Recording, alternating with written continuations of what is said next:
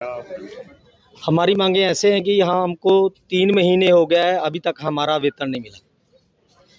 12 मई को जो कोर्ट के फैसले के मुताबिक जो मीरीपीरी अस्पताल का प्रबंध हरियाणा गुरुद्वारा प्रबंधक कमेटी के अंडर किया गया, जो उन्होंने सुनवाई की, उस दिन तो हरियाणा से गुरुद्वारा प्रबंधक कमेटी के प्रधान थे जो सरदार जगदीश सिंह जी जिंडा, ये वहाँ गए।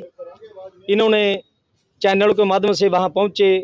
वहाँ इन्होंने ये बात कही कि आज के बाद जो मीरीपीरी अस्पताल का प्रबंध है हम हरियाणा सिख गुरुद्वारा प्रबंधक कमेटी ले रही है, लेकिन कागजी तौर पे उन्होंने उनका प्रबंध नहीं लिया।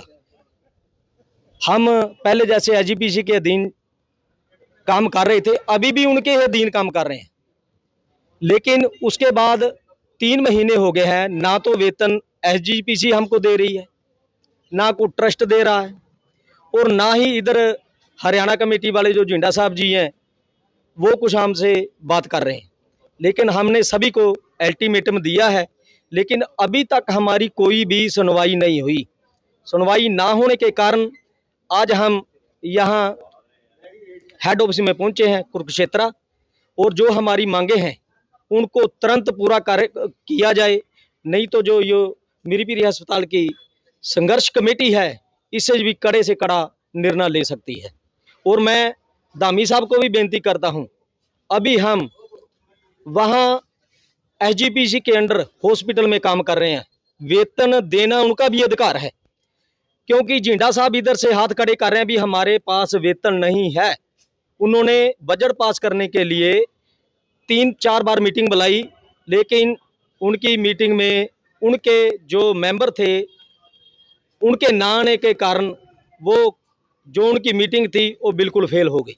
उसके बाद जो हमारी कमेटी है उन्होंने उनसे आगे बात की, तो उसके बाद भी कोई नतीजा नहीं निकला। वो कह रहे जी हम इसका प्रबंध ले भी लेते हैं, इसके बाद हमारे पास चलाने के लिए, इसके पास अस्पताल को चलाने के लिए हमारे पास पैसा नहीं है।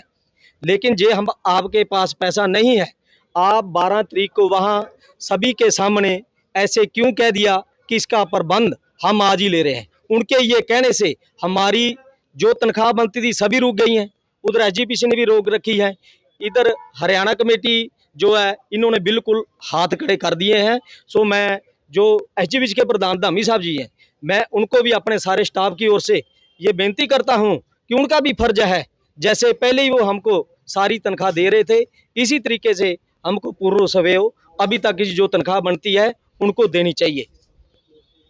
नाम नरिंदर कौर है, मैं as A staff nurse मीरीपीरी hospital काम कर रही है।